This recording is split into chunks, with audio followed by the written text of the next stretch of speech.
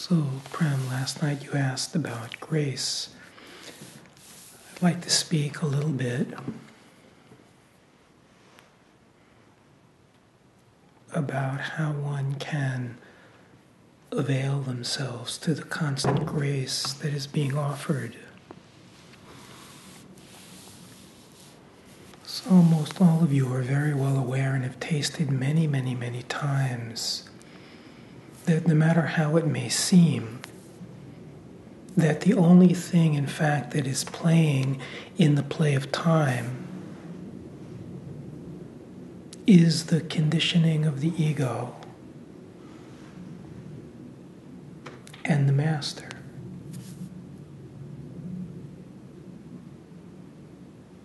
The beloved.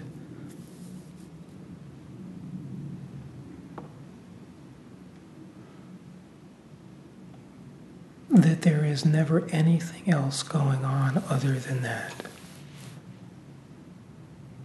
The ego is this mysterious force that creates this assumption that I am the mind and I am the body, that I am separate,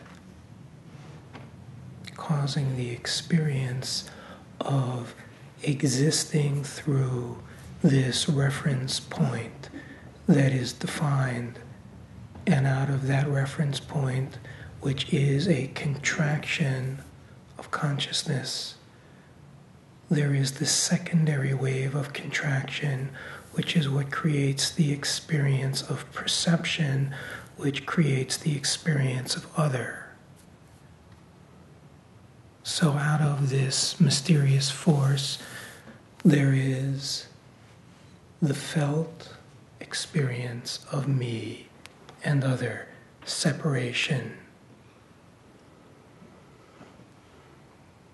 all created out of memory in the past, constantly projecting into a future out of the past, sum total defined as ego.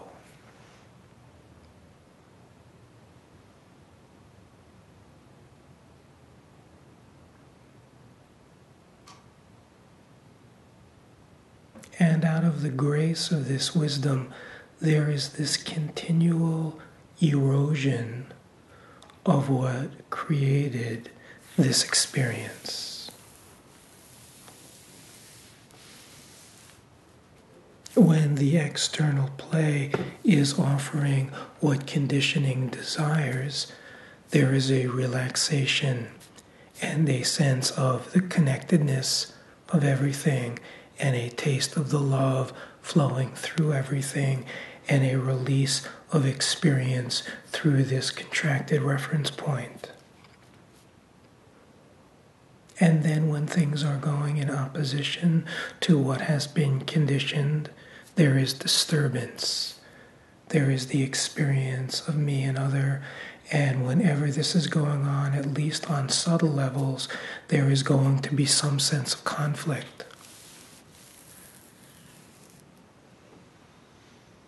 If there is absolutely no sense of conflict, there is no sense of me and other.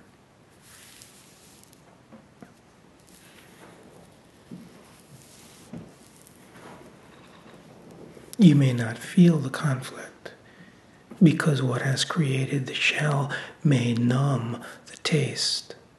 But if there is no conflict, there is no reference point, there is no ego, there is only the taste of the divine.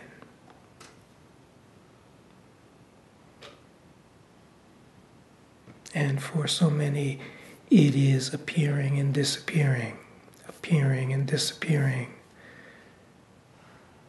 And this ego appears when things are going in opposition to what the conditioning wants. For some, the ego is always intact. It is okay. It is a process that carries itself in its own timing.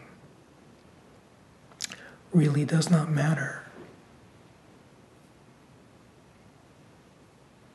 What matters is the recognition that the only thing that plays in the play of time is that to which you are completely devoted to, and this conditioning called ego.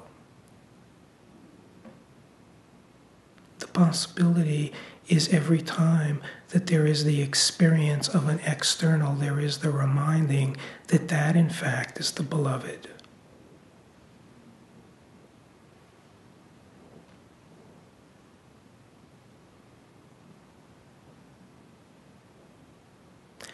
That what is playing is this divine wisdom, that what conditioning has put together cannot wrap around, but it is perfectly created in order to unravel your suffering.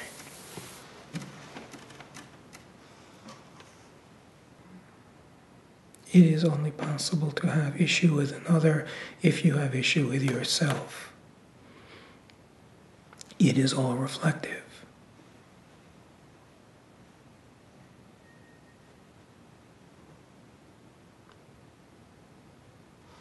Once there has been a fraction of a taste, there arises this beauty, this devotion. When the appearance of ego returns and solidifies, the possibility is the recognition of the devotion to everything that seems other, in recognizing where it is all coming from.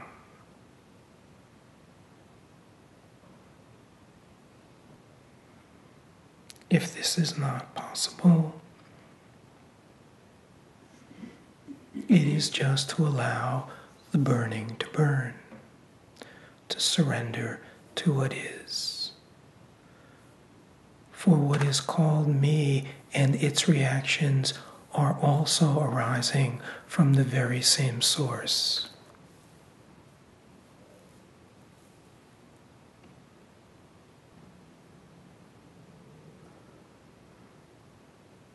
In allowing the work to be done, in receiving the offering, grace is constantly unraveling someone.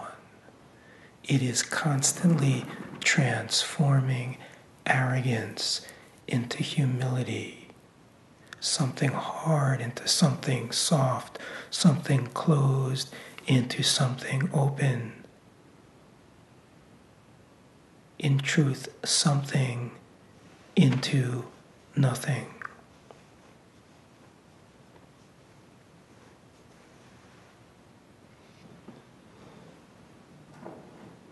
When it has done enough work, this gaze that has gotten used to being turned within comes to this very clear recognition. There is no one there.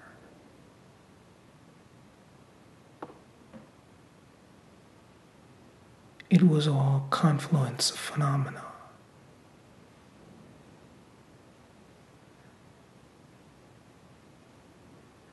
A template which created all the challenging, in which somewhere before the mind can remember there was this willingness to come into this play of time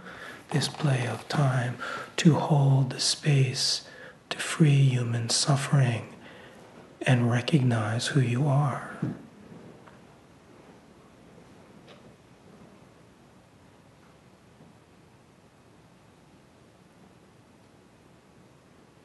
How do you free human suffering?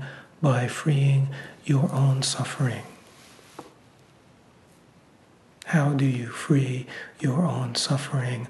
By stopping.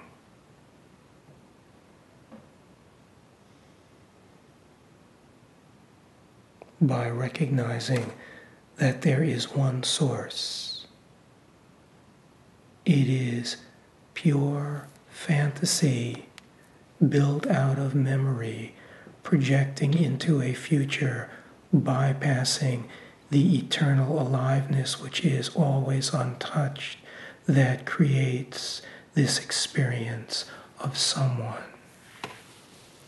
And it is all being divinely orchestrated when you are ready for your only desire to be that of being humbled instead of getting some pleasure that the mind calls enlightenment, then every time there is this grinding, there is an opening into, instead of aligning with conditioning that is attempting to control.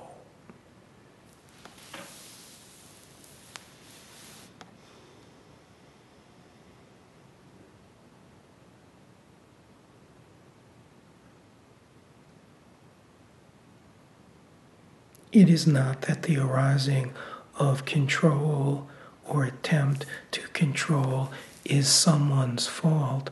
There is no one to have fault. But there is free will. And free will is the potential of releasing the habitual addiction. Releasing the addiction that creates the experience of a thinker, of a doer, aligning with memory, projecting a future, bypassing what is, driven by desire and fear. In releasing these tendencies, this is submission. This is surrender.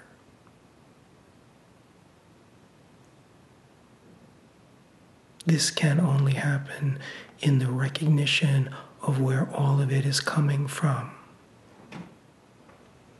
When this occurs, the humbling, which is the burning of the ego, is tasted in truth as it is, and it is pure nectar.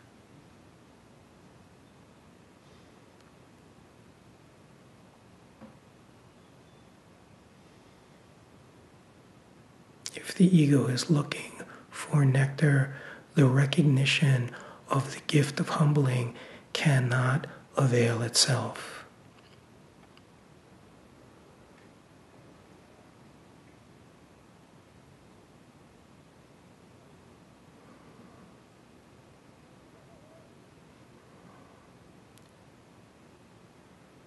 The seeing becomes that it is not about the ego getting what it wants, but it is about the ego not getting what it wants.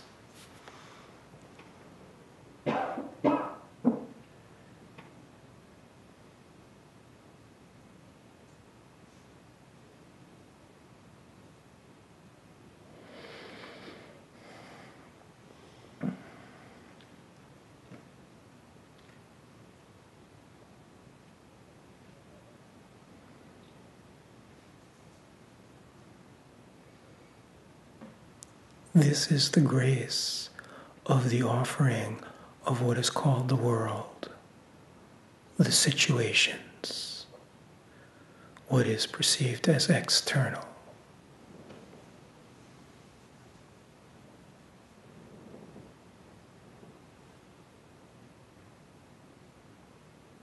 Until the shell is worn through thoroughly enough that this experience is finished.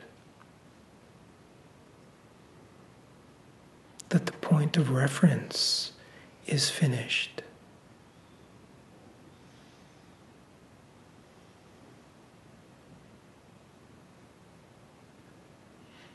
With its finishing is the finishing of relationship with time.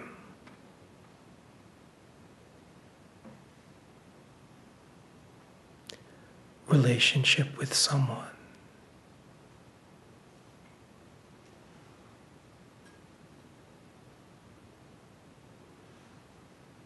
And then there is the relationship which has always remained, only the habit of distraction has taken the attention away from, and that is the relationship of what is eternally now, where you truly live, which has no past. no past, no identity, no knowledge, no reference point, no labeling.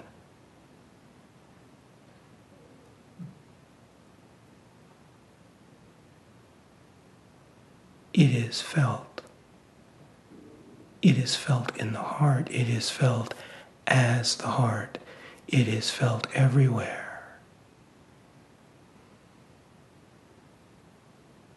It is pure freedom.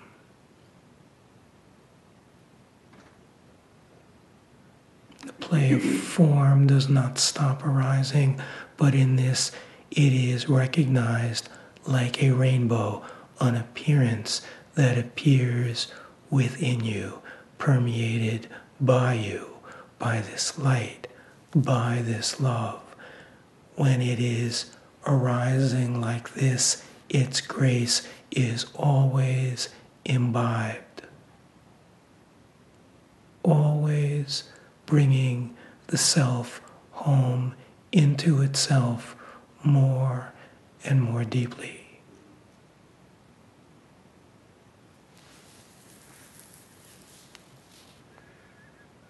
This is the byproduct of the unending offering of grace in every single thing.